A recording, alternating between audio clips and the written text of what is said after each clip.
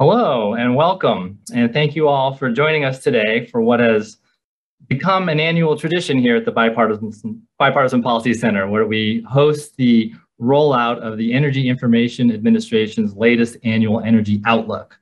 I'm Sasha Mackler, and I lead the energy program at the Bipartisan Policy Center. As many of you know, the BPC strives to combine the best data with the most relevant politics in our efforts to develop and advocate robust, enduring energy and climate policies.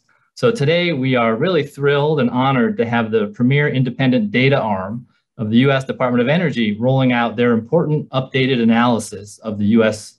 system. As many of you know, the AEO represents an important baseline on the state of the energy system by combining the most up-to-date data with the government's most sophisticated analysis. It's relied upon by stakeholders across the energy and economic community. So let's start with a brief overview of the program today. The acting administrator of the EIA, Steve Nally, and Angelina LaRose, who's the assistant administrator, will start us off with a presentation of their latest analysis. And then we'll move on to a Q&A with some of EIA's leading experts, where we'll bring in your questions and have a discussion around the implications of the work. And I think we all appreciate there's a lot to talk about today. The gravity of the Russian invasion of Ukraine is on all of our minds, and we are hoping for a speedy end and a durable peace. From an energy perspective, Russia is the world's third largest oil producer and the world's second largest producer of natural gas. The US and other Western nations import Russian crudes, as well as fuel oils for feedstock and for blending. And the oil and natural gas markets are already extremely tight due to the post-COVID recovery. And so this new development is having an outsized impact on the US economy and on oil prices around the world. In addition to that, the impact of US energy policy over the past year has also been dramatic. Climate policy forces are gaining momentum here in the US and globally. Renewable energy is mainstream. Advanced technologies are emerging from the labs and into the marketplace. And many governments around the world, including ours, are getting real with a policy agenda. For example, the new bipartisan infrastructure law passed last year will have a big impact on growth trajectories for renewables, electric vehicles, and advanced decarbonization technologies like CCS and hydrogen and nuclear. The effect of geopolitics and supply and demand dynamics here in the US and in Europe, highlighted by what is happening in the Ukraine, could well change the energy transition trajectory in ways that are hard to predict at the moment.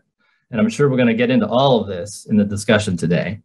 But before we start, I'd like to say a little bit about the importance and the value of the work that the EIA will discuss. Energy market projections are subject to much uncertainty because many of the events that shape energy markets cannot be foreseen with any assurance, such as the future developments in technologies, in demographics, and as we are seeing today, in geopolitics. So to help us make sense of all these big structural forces, the EIA releases an AEO every year. The value of the projections in the AEO is not that they're predictions of what will happen, but rather they are modeled projections of what might happen, given certain assumptions and methodologies. And by varying those assumptions, the AEO can illustrate what the important factors are in future energy production and use in the US. So it really serves as an important reference case for all of us in the policy world. So with that, let me introduce Steve and Angelina, and we'll get the program started. Steve Nally is the acting administrator, as I mentioned, of the EIA. He's got a wealth of expertise in petroleum and natural gas markets, and he started as petroleum data in the petroleum data space. He joined EIA 30 years ago. Angelina LaRose is the assistant administrator who's had a 20-year career at EIA, 10 years in natural gas analysis, and then as the director of the Office of Integrated and International Energy Analysis. In her current role, she directs the modeling program, which supports EIA's forecasts and projections. Let me just say as a note to our audience, please submit your questions using the live chat on YouTube or Facebook or on Twitter using the hashtag BPCLive, and we'll do our best to get your comments and your questions into the discussion. And with that, I'll turn things over to Steve. Thank you. Well, thank you, Sasha, and thanks to the Bipartisan Policy Center for hosting today's annual Energy Outlook release. Good afternoon, everyone, and thank you for joining us. And we're excited to present this year's Annual Energy Outlook, or the AEO 2022, and we're looking forward to a great discussion following our presentation. Today's presentation is all about our long-term projections of energy markets. However, I know there's lots of interest in what's happening right now concerning global energy supply and prices. Our short-term energy outlook will be released next Tuesday, and it will include the latest analysis and updated forecast based upon current market conditions. So I encourage everybody to check back then on Tuesday. So let's jump into the AEO presentation. The AEO is one of EIA's flagship products with detailed energy projections through 2050. The combination of the AEO reference case and the various side cases allows EIA analysts to illustrate and explore a wide variety of potential energy futures for our country. The AEO therefore plays a vital role in our mission as the nation's premier source of independent, impartial energy information, especially given the dynamic nature of today's energy sector. The AEO documents we are publishing today cover a lot of ground, including 9 court cases, 13 reports on our assumptions, and a narrative discussion. Angeline and I will only present just a few of the highest level observations today, but we invite you to explore this material in more detail. We hope you will learn something in the process, and we hope you will let us know what you think of as you examine it and challenge these insights. Full set of AEO publications, including the data tables, a discussion of results, a library of graphs, and even the National Energy Modeling System that we use to develop the AEO projections itself will be available on EIA's website following today's presentation. And a recording of this presentation will be made available on both the Bipartisan Policy Center and EIA's website. Next slide, please.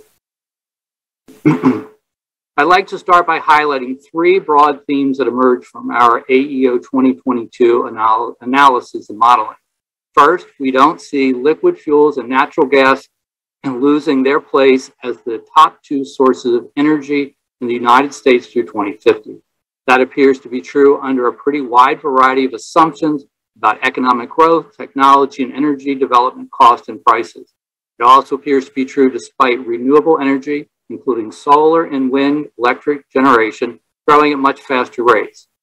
Though renewable sources grow faster, there is still a large established base of fossil fuels use that we simply do not see losing their predominance through 2050, at least not absent some form of policy action. Second, we project that the rising supply of energy from renewable sources, the result of financial incentives and declining costs, will substantially change the electric power sector by 2050. Advances in technology will drive down overall costs, including the cost of installing solar PV systems and of expanding the energy storage and distribution systems needed to mitigate intermittent availability. These trends will support robust competition by renewables with natural gas, nuclear generation, and coal. And finally, third, we see the United States continuing to produce record amounts of crude oil, natural gas, and natural gas plant liquids through 2050 under a wide variety of assumptions examined in the AEO reference case and its side cases. More than domestic demand, we see international demand for liquid fuels and natural gas influencing the growth of U.S. energy production. Next slide, please.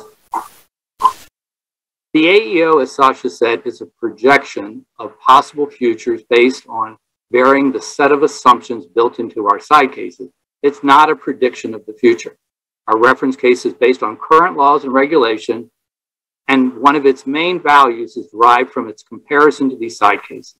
Together, the baseline AEO reference case and the side cases can help people evaluate how economic and policy goals might be met in the future. One of the most sensitive alternatives is our assumptions of the trajectory of the gross domestic product. The small changes in the U.S. economy can have significant effects on energy consumption. As a baseline, the AEO reference case assumes a 2.2% GDP growth, while the high and low economic growth cases assume a 2.7% and 1.8% respectively. World oil prices also strongly influence energy production and consumption in the United States. The AEO reference case assumes as a baseline that in real 2021 dollar terms, Brent oil prices will be at $90 per barrel in 2050, while the high and low oil price cases assume $170 and $45 per barrel, respectively. Two other cases we are publishing today, various set of assumptions about the availability of oil and natural gas resources in the United States, as well as the cost associated with extracting those resources.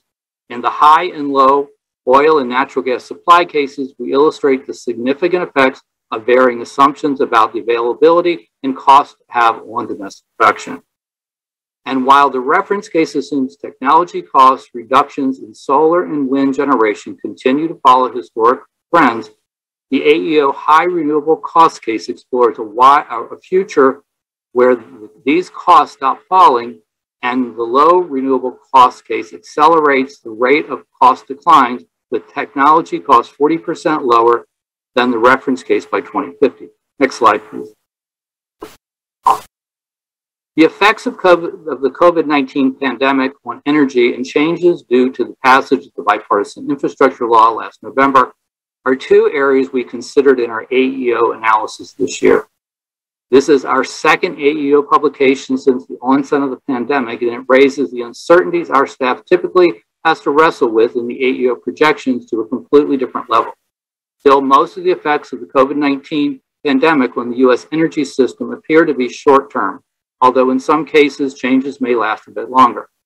For example, we continue to carefully monitor long-term behavioral changes like those in commuting patterns as a result of increased work from home. We've seen this at EIA ourselves, where we are only now beginning to see some of our staff return physically to the office. We don't expect most of them to do so ever again on a regular basis.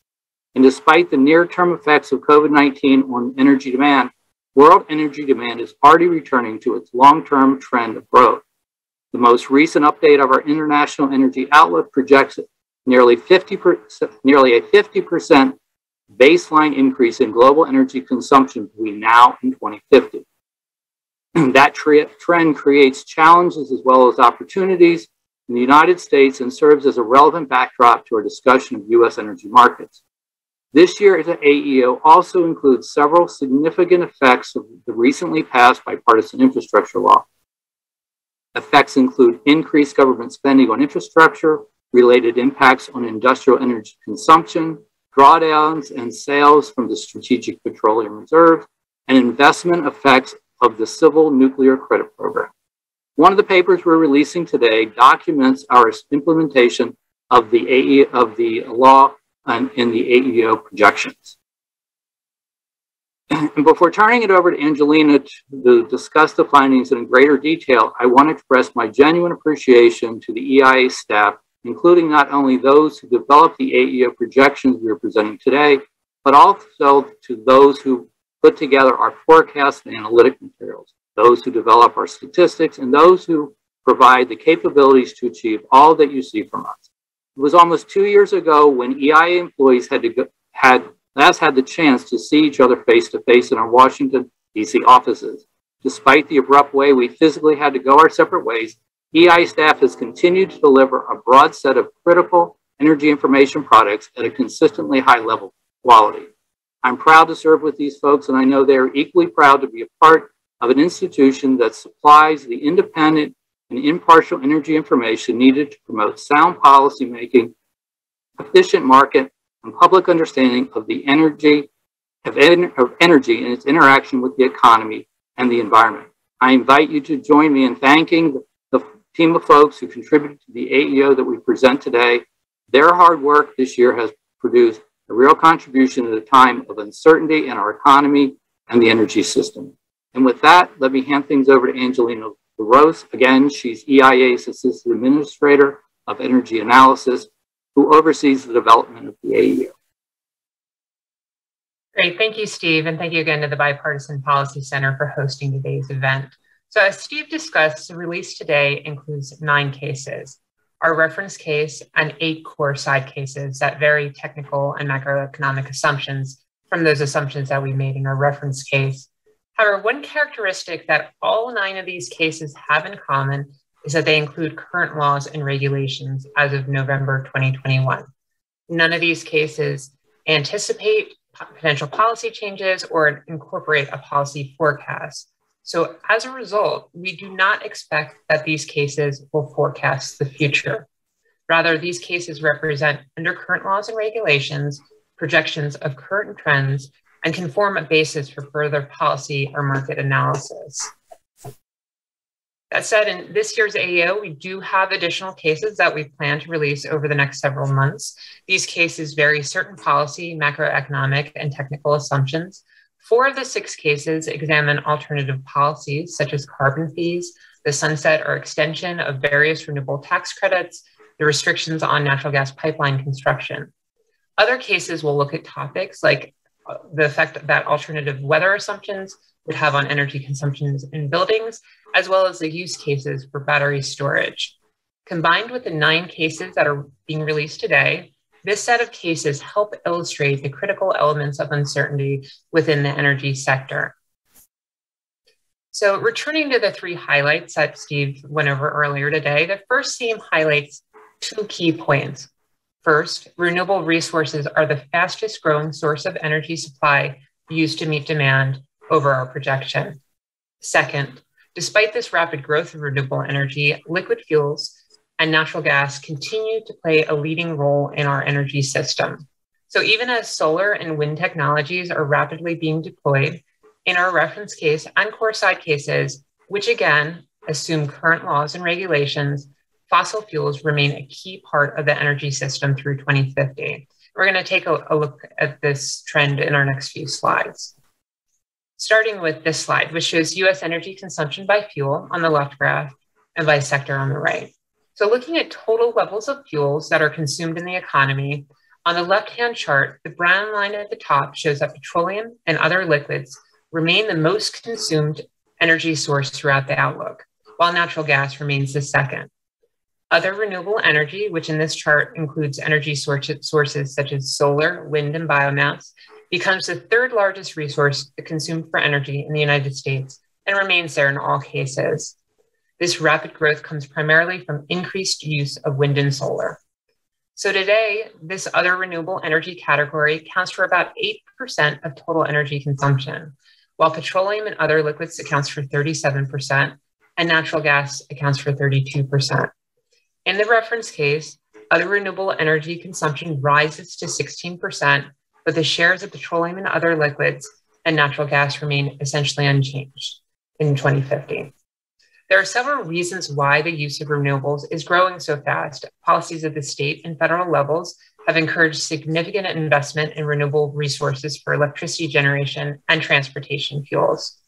New technologies have driven down the cost to install wind and solar generation, further increasing their competitiveness in the electricity market, even as assumed policy effects moderate over time. Federal regulations continue to encourage the use of biofuels, primarily ethanol during the projection period. However, relatively modest increases in overall demand for electricity, as well as overall demand for liquid fuels, still limit the projected growth of renewable energy in the reference case. So looking across the sectors in the reference case, we can see on the right-hand chart that the majority of US energy consumption growth comes from the industrial and electric power sectors. This is because of competitively priced hydrocarbon gas liquids and natural gas for industrial manufacturing. And beginning late in this decade, there's long-run growth in uses of electricity across all sectors. So I'm going to take a closer look now at petroleum and other liquids. So petroleum and other liquids remains the most consumed category of fuels throughout our reference case. The transportation sector is the largest consumer of these fuels. And you can see that on the leftmost chart in this slide, and particularly in the consumption of motor gasoline and distillate fuel oil. In the reference case, we assume that current fuel economy standards, which are reducing fuel use, remain constant after 2026 for light-duty vehicles and after 2027 for heavy-duty vehicles. So as travel continues to increase, consumption of petroleum and other liquids increase later in the projection period. So light-duty vehicles, or LDVs, and you can think of the cars and trucks in your garages, account for more than half the total transportation energy consumed throughout the projection. Total LDV sales do not return to 2019 pre-pandemic levels in our AEO 2022 reference case, and you can see that in the center chart. In fact, conventional and motor gasoline vehicle sales decreased through the projection period because of increasing sales of battery electric, hybrid electric, and plug-in hybrid electric vehicles.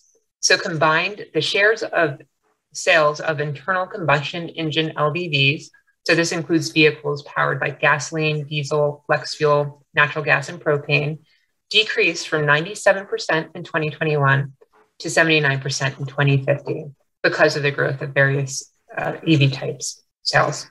So for the industrial sector, which is the second largest consuming sector of petroleum, hydrocarbon gas liquids as a feedstock is the primary source of growth for petroleum demand. Petroleum also remains a major fuel for refining processes and non-manufacturing industries such as agriculture, construction, and mining. So taking a look at natural gas, we project that the consumption of natural gas will keep growing as well, maintaining the second largest market share overall. This is driven by expectations that natural gas prices will remain low compared to historical levels. The industrial sector becomes the largest consumer of natural gas by 2025. And this is driven by greater use of natural gas as a feedstock in the chemical industries and by increased combined heat and power consumption across multiple industries. The use of natural gas by the power sector is projected as flat or declining through mid-2035. Steady growth for natural gas demand in the industrial sector and growing electric power sector demand for natural gas after 2035 also supports the US natural gas market share. So with fossil fuels remaining a key part of energy consumption, our next slide is going to cover our projection of energy-related carbon dioxide emissions. So this slide shows changes over time in US energy-related carbon dioxide emission by fuel and by sector in the reference case. Changes in reference case energy-related CO2 emissions largely reflect the shifts in fuel consumption that we have seen in the previous slides. So total emissions decreased from 2022 to 2037 because of a transition away from more carbon-intensive coal to less carbon-intensive natural gas and renewable energy. This is combined with an overall decrease in energy intensity. After 2037, total emissions begin to trend upward. And this reflects the overall increase in US energy usage as a result of increasing population and economic growth, as well as our assumptions of holding current laws and regulation in place. These pressures influence end-use sector emissions. Emissions in the transportation sector are relatively flat, despite increasing average fuel economy and electrification, as upward population and economic pressures drive increased transportation activity. Industrial sector emissions, despite decreasing emissions in many subsectors, grow due to increased economic activity, particularly in the chemical industry. So this brings us to our second theme of AAO, which relates to trends in electricity generation. The cost of producing electricity from both natural gas and renewable sources has declined significantly in the past decade, and we expect that these trends will continue and that the robust competition among these sources will also continue. Several of the AAO cases are designed specifically to quantify the uncertainties in this competition between energy sources that supply electricity. And we're going to start taking a look into this second theme by looking at the growth in electricity demand. So on the left chart, you can see the electricity growth rate peaks in 2023 as the economy returns to pre-pandemic activity. On a year-to-year basis, demand for electricity is largely driven by weather, economic shocks, or other unpredictable events. Longer-term trends in electricity demand are driven by economic growth, partially offset by efficiency improvements. In the AO 2022 reference case, after 2023, the average annual growth rate surpasses 1%, but not until the very end of the projection period. So throughout the projection period, on-site generation, which you can see on the graph on the right, expands significantly in the residential, commercial, and industrial sectors, reducing growth in electricity purchased from centralized generators. We project that residential and commercial buildings will install rooftop solar PV systems that will account for about 8% of total electricity generation by 2050. This is almost double the share held by on-site power generators in 2021. We project that the demand for electricity grows fastest in the transportation sector, even as demand in that sector remains less than 3% of economy-wide electricity demand in the reference case. So in this next slide, we're seeing how the US generation mix changes. And this slide is showing electric generation by fuel across three cases, a reference in the high and low renewable cost cases. Again, the AEO features a portfolio of cases as ways to highlight various sources of uncertainty in energy markets. So in the reference case, which you can see in the graph on the far left, natural gas generation stays flat from 2021 to 2035. This is due to competition from cheaper renewable generation, as well as short-term increases in natural gas prices.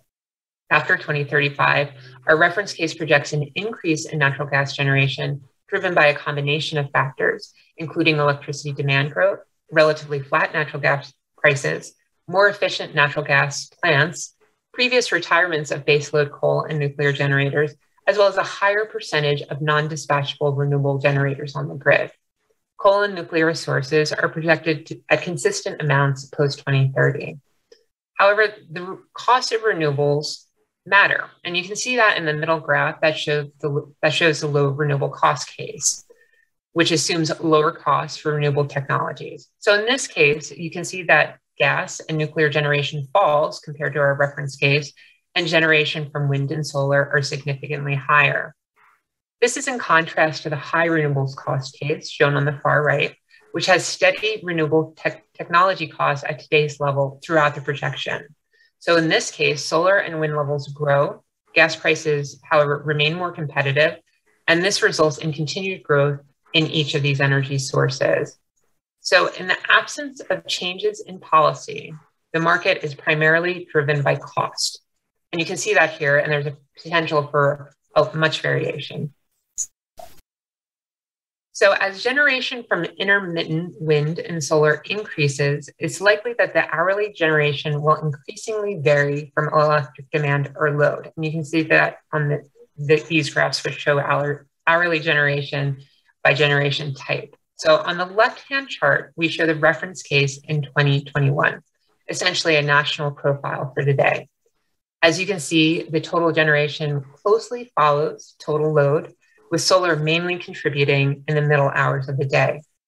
In the future, depending on the extent of renewable sources on the grid, we project increased battery storage and potentially a mismatch between load and peak generation. So in 2050, in the reference case, which you can see on the middle chart, the large amounts of added solar capacity cause a surplus of generation in the middle of the day. Because solar has essentially zero variable operating costs, its high midday availability causes a large decrease in generation during these hours from natural gas-fired combined cycle plants, as well as a slight decrease in generation from coal and nuclear plants. Once the solar generation is not available in the evening hours, the other generators ramp back up to meet demand. Batteries also are used to shift excess solar generation during the daylight hours into the evening hours when demand is still relatively high. And you can see this pattern continuing in the low renewables cost case in the rightmost chart, which has even more solar and wind contributing to midday generation.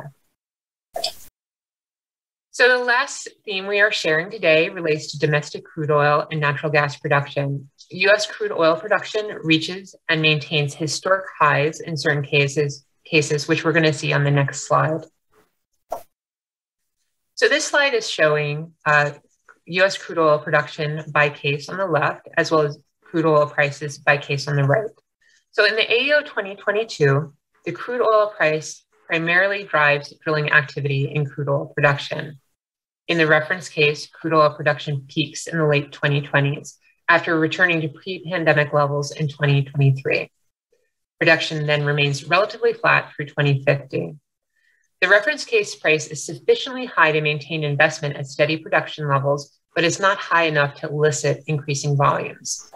The production path is a culmination of many interacting factors, including the amount of investment, technology change, cost of operations, and the quality of the resource geology. The side cases illustrate how crude oil production responds to changing market conditions. Our analysis indicates that higher prices, such as those found in the high oil price case, would generate markedly higher production, and that the opposite would occur in the low oil price case with the lower prices assumed in that case. In the high oil and gas supply case, crude oil production increases by up to 60%, while in the low oil and gas supply case, crude oil production is almost 50% lower than in the reference case in 2050. So both of these charts reflect the US oil trade balance in our reference case. Although there was less US crude oil production and refinery throughput in 2021 than there was in 2019, crude oil exports have mostly increased in response to growing international demand. Throughout the projection period from 2021 through 2050, crude oil exports remain near their projected peak, and they remain fairly stable, both in gross terms and as a percentage of total domestic crude oil production within our reference case. Projected crude oil imports, meanwhile, rise to pre-pandemic levels by 2023 in the reference case, and then remain relatively flat through 2050. Consequently, we project that the US will remain a net exporter of petroleum products through 2050, with net petroleum product exports remaining mostly flat through the projection period. So turning to natural gas, this slide is showing a domestic dry natural gas production across various cases. In the reference case, natural gas production increases through 2050, and over 1/3 of this growth is exported. Natural gas production increases in all cases except the low oil and gas supply case. Projected US natural gas exports rise through 2050, and this is primarily driven by an increase in LNG capacity and growing global natural gas consumption, with increases in pipeline exports to Mexico and Canada contributing as well. And taking a closer look at natural gas trade on this slide, in 2021, US natural gas exports reached historically high levels. We project natural gas exports to continue to grow through 2025 as US LNG export capacity expands. Additional completed natural gas pipeline infrastructure will also increase takeaway capacity to Mexico. Beyond 2025, we project that natural gas production will ramp up to meet this growing export demand, the majority of which will be LNG. We project global demand for US natural gas to exceed current and announced LNG export capacity, making additional LNG export capacity economical. These LNG export capacity expansions, coupled with strong demand for natural gas abroad, increase LNG exports to close to 6 trillion cubic feet, or roughly 16 BCF per day, by 2033 in the reference case, supporting natural gas production growth in the medium and long term. The oil and gas supply cases illustrate the relationship between LNG exports and production. The low oil and gas supply case assumes higher costs and lower resource availability, which increases natural gas supply prices. So LNG exports begin to decline by the mid-2030s. In the high oil and gas supply case, which has assumptions that result in lower natural gas supply prices, LNG exports grow twice as fast as they do in the reference case, leveling off in the mid-2040s. So with that, I will leave you with our 3 Annual Energy Outlook 2022 themes. As Steve mentioned, there's going to be a lot of interesting findings and material that will be published on our website following this event, as well as in the upcoming days. Thank you all for your attention. Thank you again to the Bipartisan Policy Center for hosting this event. And thank you again to the many people at EIA who's helped support the production and publication of this very insightful analysis. I will turn it back to you, Sasha. Thank you. All right. Thank you, Steve and Angelina, for that impressive presentation. Lots to unpack there. And we have 4 great senior experts from EIA who will help us kind of walk through some of the insights and the implications as we kind of drill a little deeper. And this is the point, let me just say again to our audience, where you can pose your own questions, which we will try to present to our panelists and get them answered as part of this discussion over the next 25 minutes or so. But let me first start with some really brief introductions of our panel so you know who is with us today, and then we'll dive into the discussion. First, we have Aaron Bergman, who's the team lead for the macroeconomics and emissions group at EIA. We have Aaron Bedecker, who's the team lead for energy consumption and efficiency modeling. We have Mindy Farber-Deanda, who is the team lead for petroleum and natural gas modeling. And we have Chris Namovich, who's the team lead for electricity, coal, and renewables modeling. So you can see we've got the right people here with us to to drill into your questions. And again, you can submit your questions on the live chat on YouTube, on Facebook, or on Twitter using the hashtag BPC Live. So let's just we've already started to get a bunch of questions here, which we'll try to work through. Maybe I'll start with one for Mindy here, which is, why are the oil prices in the AEO 2022 projection so much lower than what we're seeing in the market today? Thanks, Sasha. As you're aware, our projections for Brent crude oil price were based on data, analysis, and world events that were known back in November of 2021. Since then, oil markets have seen a sharp increase in price in response to a variety of market and geopolitical events and forces that were not considered when we were preparing the AEO 2022. Thank you. Thanks. And I know we can look to the short-term energy outlook to get a more near-term view on how the oil prices are playing out across the economy.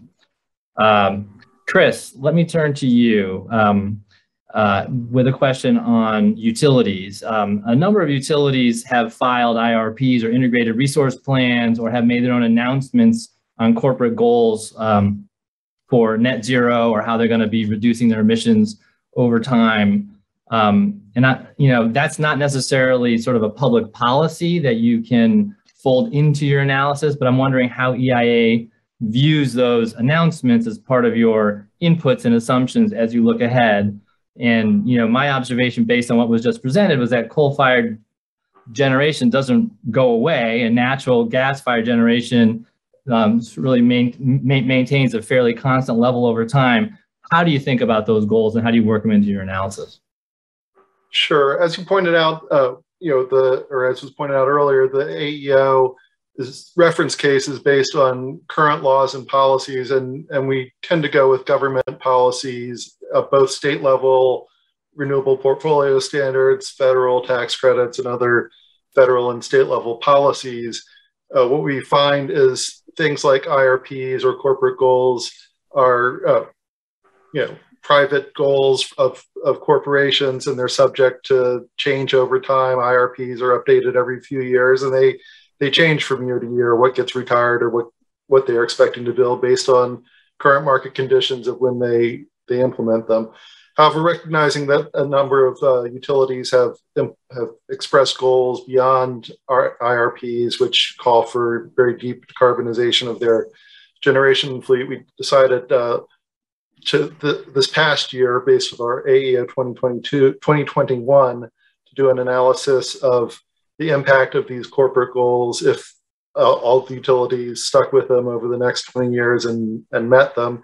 And what we found was, by and large, the trends that we see going on in the electric power sector, at least as of the AEO 2021, and they really haven't changed in this respect too much for AEO 2022, we would expect those goals to be largely met with the retirements of coal and the changes to gas generation and the generation mix that we otherwise projected. That's great, thanks. And a somewhat related question here from Chris Harto in the audience, where he asks, is it correct to assume that the current AEO does not factor in the EPA's latest greenhouse gas standards or President Biden's executive order directing relevant agencies to help achieve 50% electrification by 2030? That's correct. Okay, thanks. And I have another question here, which I think we'll get a similar answer, but I want to be as thorough as we can be. Michael McCracken is asking, does your baseline analysis consider the commitments from auto companies to replace internal combustion engines with electric vehicles and the net zero business commitments that we see in the private sector by 2050? It's safe to assume that, again, those are not public policies, so they're not in the analysis. That's correct.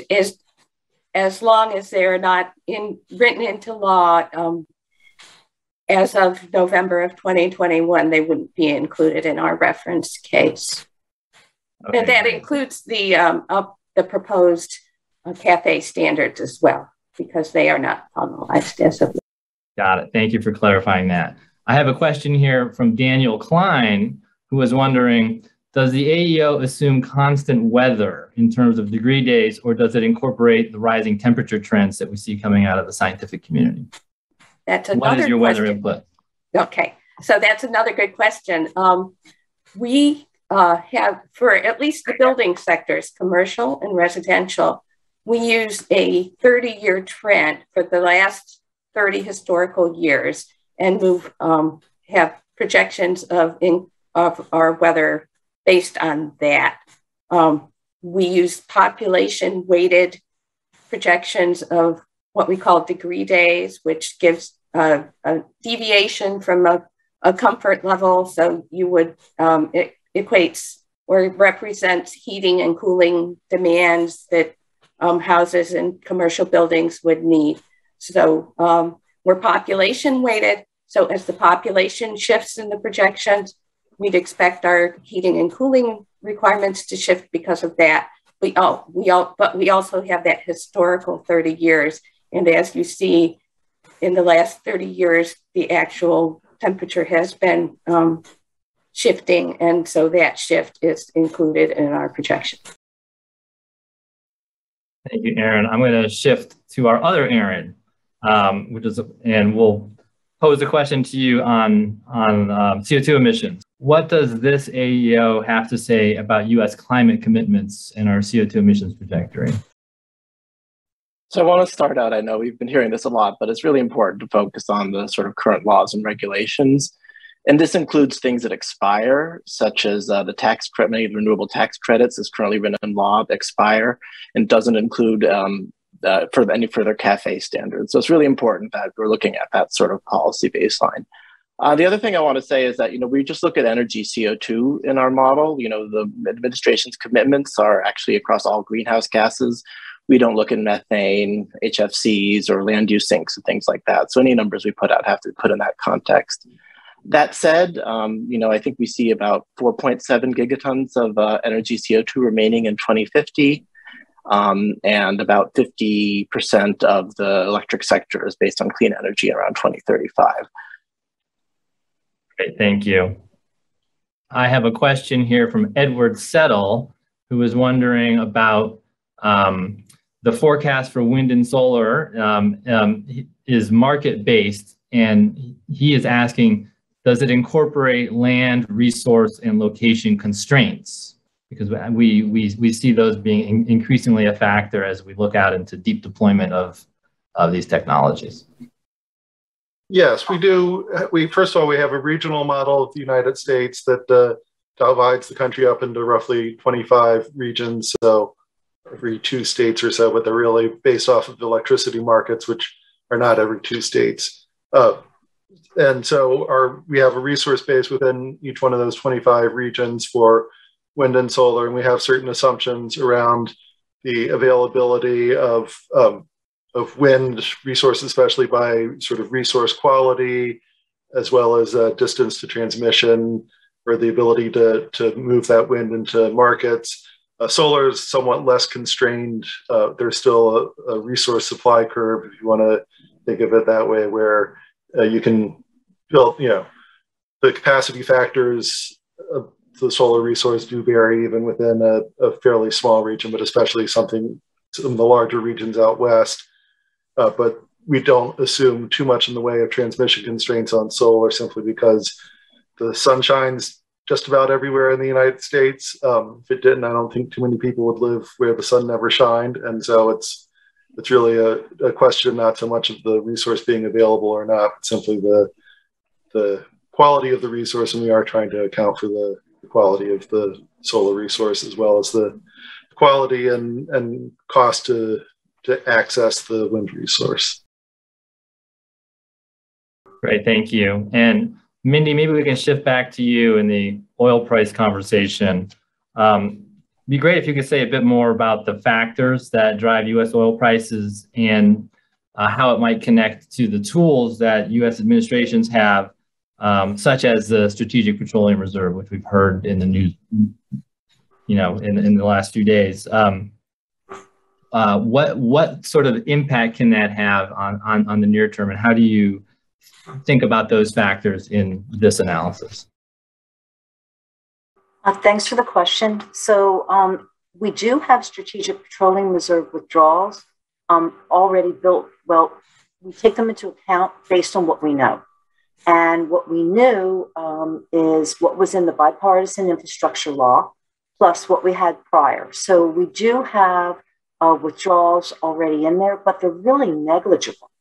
So the current ones that just were recently announced, we do not reflect at all in the AEO 2022. It'll be interesting to see how that shakes out later when we get around to AEO 2023, perhaps also with some of our short-term energy outlook analysis and near-term analysis that we'll likely be doing. But for now, you won't see it in AEO 2022, unfortunately. Thanks for that clarification. I have another power sector question here from Trey Cowan, who is wondering what is causing the rate of change spike in electricity during the last 15 years of the reference case. I don't know if that's too specific to get into here, but because it was a specific question, I thought I'd throw it out for you all. I believe that would be in reference to the declining rate at which the growth in demand of electricity. That sound right, Aaron? Do you want to handle that? Or sure, I'll jump in there. So in the last several years, we have had several federal standards that have taken effect that have affected especially lighting demand in buildings. The lighting standards that went into effect 2012 through 2014 continue to have an increasing effect as stock turnover takes place. And also, most major equipment in buildings, there are standards for the heating and cooling equipment, et cetera, that are currently taking effect. Once you get further into the projections with current laws and regulations, we don't have updates to those standards yet. So you won't see that continued improvement that you have seen in the past several years. In addition, also on the transportation side, at least in the last few years, you have seen an uptake in electric vehicles as well. That kind of counteracts the decline a bit, but it is such a small part of electricity demand that it doesn't have that big an effect. Yeah, thanks. And if I could just build on that, I also did note that we see a big leap in EV sales over time. Can you say a bit more about the factors that are driving that growth? Sure. So there are a number of factors, including declining battery costs. We did put in a new set of assumptions this year that do have battery costs declining over the length of the projection period. Also, you see an increasing number of available models on the market, and that's expected to continue.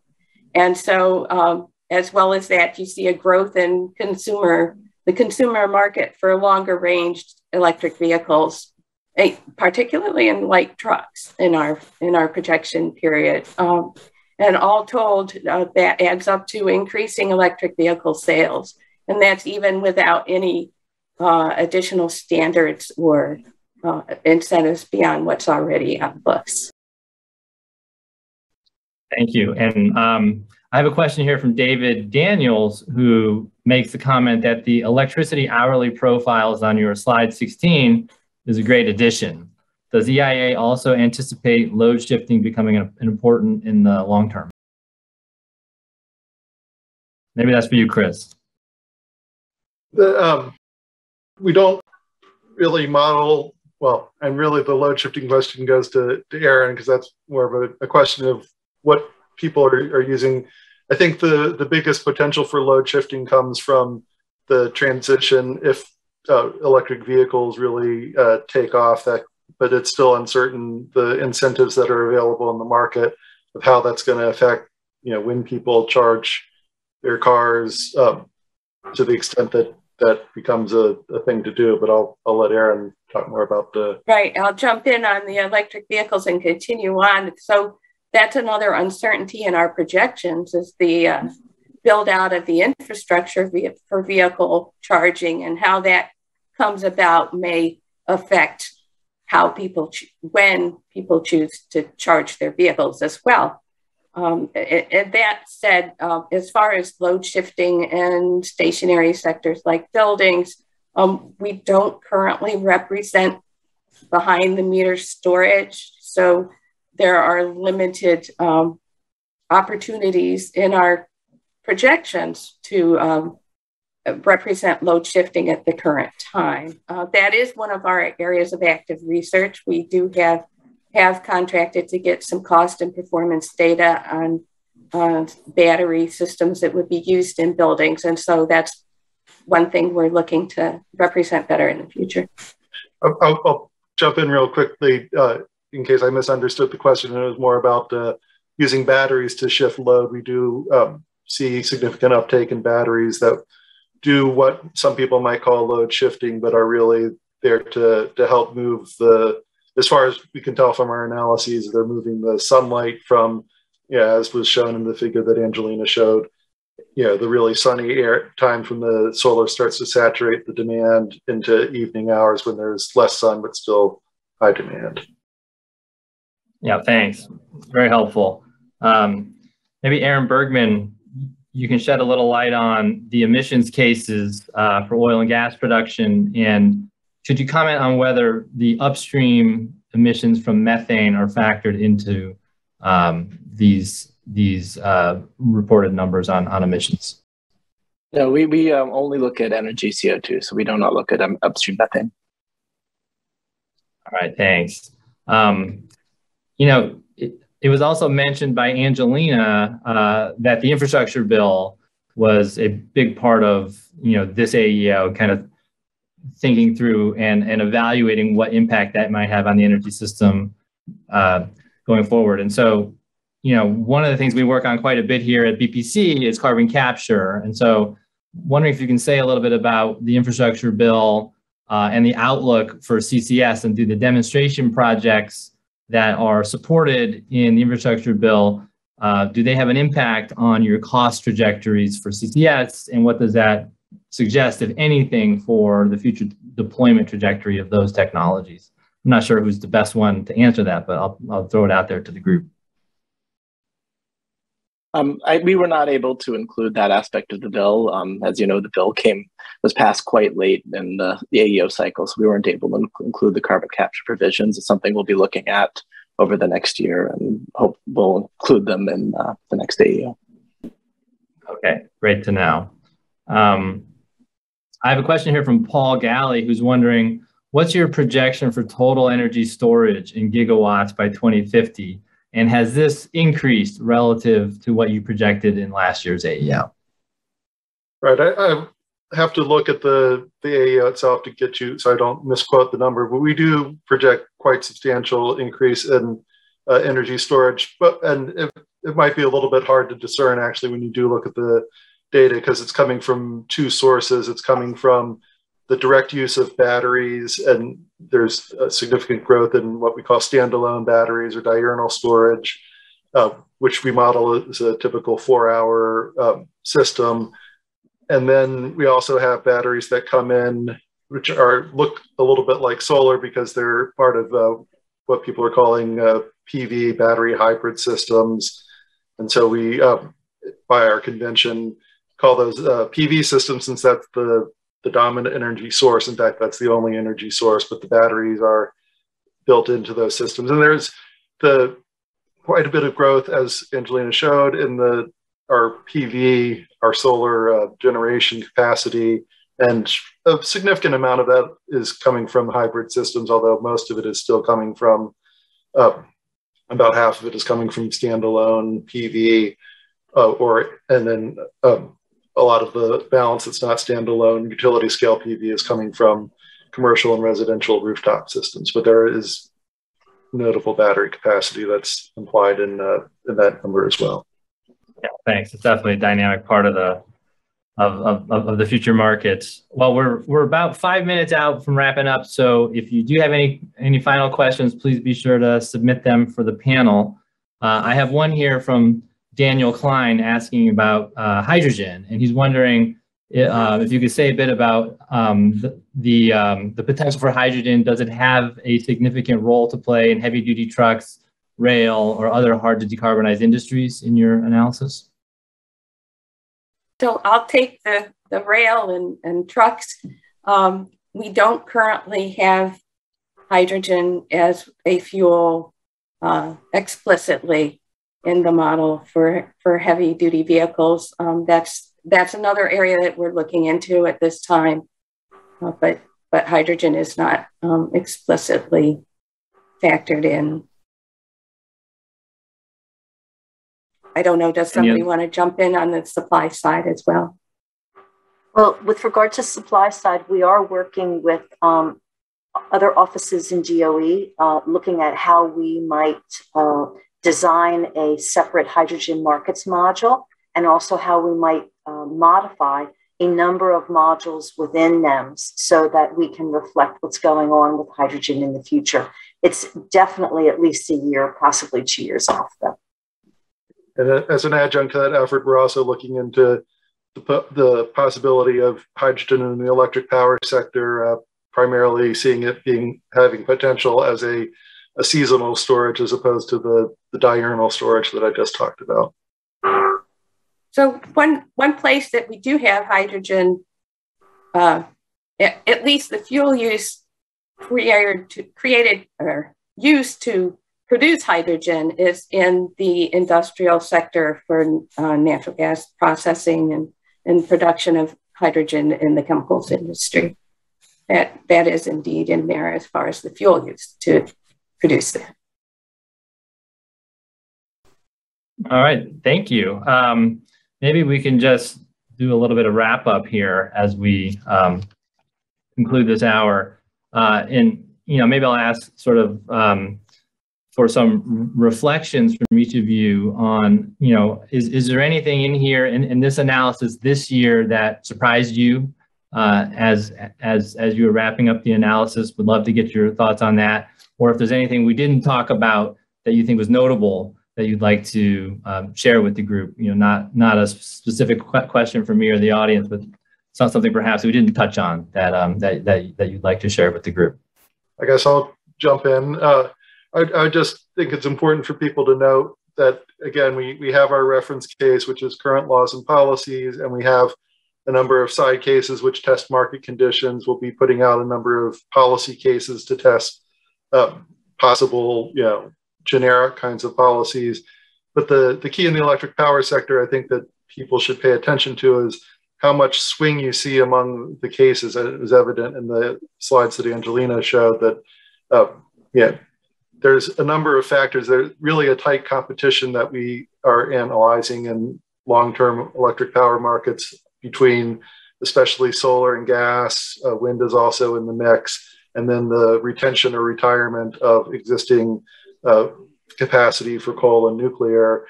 That it doesn't take a lot of change in market conditions or policy conditions to really move the needle quite significantly on that long-term generation mix. Thanks. Mindy, Aaron, anything you want to share? I'll share that, at least with regard to biofuels, we are in the process of improving a lot of what we're doing. And so we've seen so many, well, it was 6 or 7 refineries shut down the past 2 years. And at least 2 of them convert over to a biomass-based feedstock. And so we're looking at those. We're looking at standalone. We've changed. We hope to incorporate sustainable aviation fuel next year, have more clean separation of renewable diesel and biodiesel next year. So we're trying to get the models so they can put out results in ways that analysts want to see them and help with informing decision making. And I want to jump in and maybe caveat something I said a little earlier on hydrogen for heavy duty vehicles. We do have some in the model, but it's just very, very small. So I was saying it was negligible. It's not negligible. It's there, but just not large. So thanks.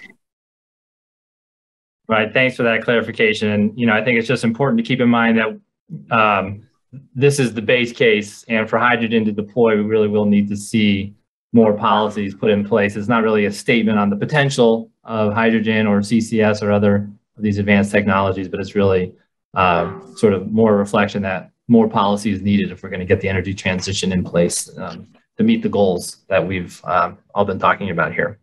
Well, I think it's the top of the hour. That's 60 minutes, so we'll have to end it there. Let me thank Steve and Angelina and our panel here for taking the time to walk through this important analysis and talk through some of the insights and the questions as we try to get our heads around it. There's a lot here to unpack. And I'll note that the new AEO will be live on EEI's website at the conclusion of this event. So you can find it there now and start to sort through it for yourselves. Thanks to everyone for joining us today, and really appreciate your time, and we'll see you at the next one. Thanks, everybody.